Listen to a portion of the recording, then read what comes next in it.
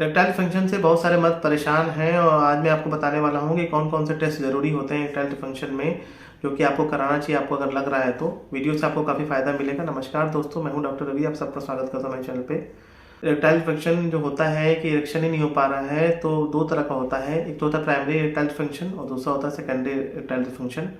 और इसको बाकी और 4 कैटेगरी में डिवाइड किया जाता है, जैसे कि vascular erectile dysfunction, neurogenic erectile dysfunction, hormonal issues अगर हो सकते हैं या साइकोलॉजिकल इश्यूज हो सकते हैं।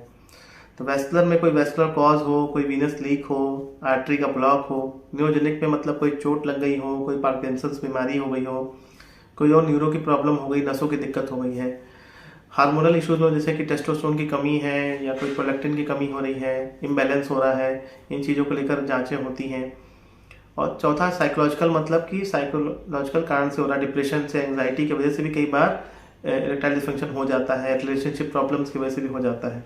इन सब बारे में डिटेल में कभी और बताऊंगा। आज मैं बताना चाहता हूँ कि जांचें क्या क्या हम कराते हैं।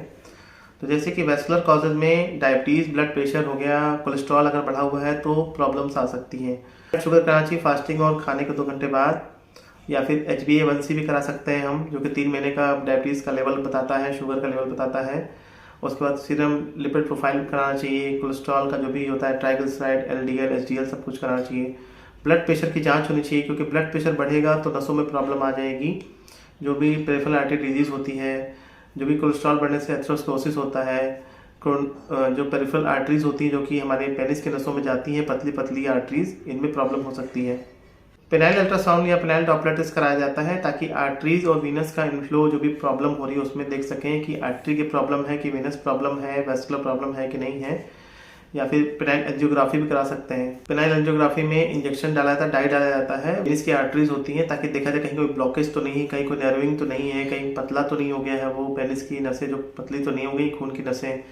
तो पेनाइल एंजियोग्राफी ये बाद में करा जाता है, ऐसा नहीं कि शुरू में ही करा जाता है। बाकी हार्मोनल इश्यूज में जो भी है, हमारे टेस्टोस्टेरोन हो गया, प्रोलैक्टिन हो गया, ये सीरम हार्मोन बाइंडिंग ग्लोबुलिन्स भी देख सकते हैं कि कितना फ्री टेस्टोस्टेरोन है, कितना टोटल टेस्टोस्टेरोन है।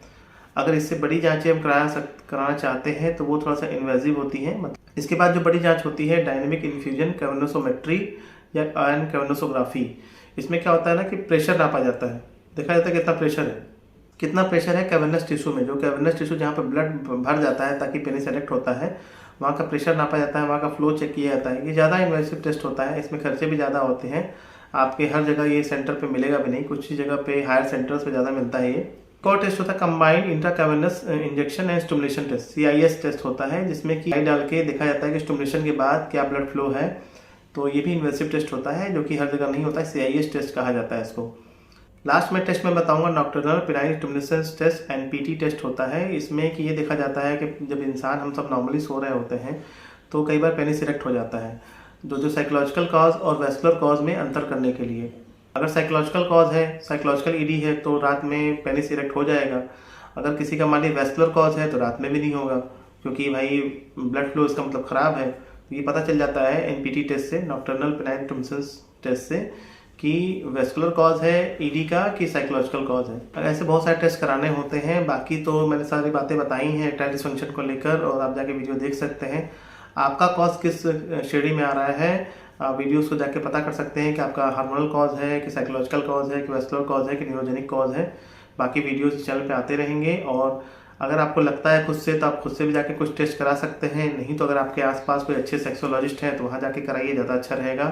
क्योंकि क्या टेस्ट आपको कराना है एक सेक्सोलॉजिस्ट ही अच्छा बता सकते हैं आपको। कई बार खुद से कराने पे खर्चे ज़्यादा आ जाते हैं और एग्जैक्ट जांच हो नहीं पाती है, डायग्नोसिस हो नहीं पाती है। उम्मीद करता हूँ वीडियो से आपको काफ़ी फ़ायदा मिलेगा। अपना प्रॉपर सही तरह से जांच कराएं, तभी इलाज कराएं। कई बार हम जब खुद से झटपट दवाइयाँ दे रहे होते हैं, सिल्डेनाफिल, टडलाफिल, अमनाफिल, या जो भी दवाइयाँ हम ले रहते हैं काउंटर पे केमिस्ट से ले होते हैं, उससे हमको बहुत फ़ायदा नहीं होता है, और फिर हम महंगे इलाज में, क्योंकि बीमारी बहुत बढ़ जाती है, उसमें फंस जाते हैं। तो इन वीडियोज़ के माध्यम से जागरूकता फैलाना है, और उम्मीद है कि आपको वीडियोस पसंद आ रहे होंगे। अच्छा लगे तो लाइक करिएगा, शेयर करिएगा, चैनल को सब्सक्राइब करिएगा। मिलते हैं दोस्तों किसी नई शानदार वीडियो में, तब तक के लिए नमस्कार।